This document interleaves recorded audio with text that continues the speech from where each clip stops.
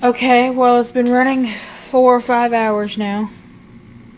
I started running it at like 3 or 4, and it's 8:30ish now. So, yep.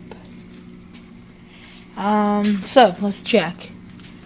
Currently, it's up to 80 degrees on this, which is still not bad considering it's probably 90 now. It's getting darker, so it's cooling. So it took about 3 hours for it to go to 55 was the coldest it ever got, up to 80.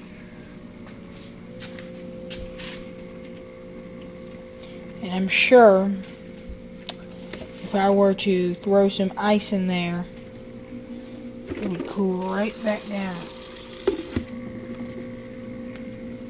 So, yeah, just thought I would kind of do an ending video. Let me see how hot it actually is out here.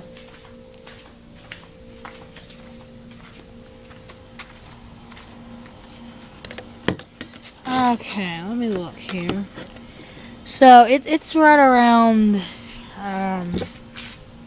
looked like right around, I was wrong, it's right around 85, so that's only about 5 degrees. Yeah, see, right around 85. That's only about 5 degrees difference.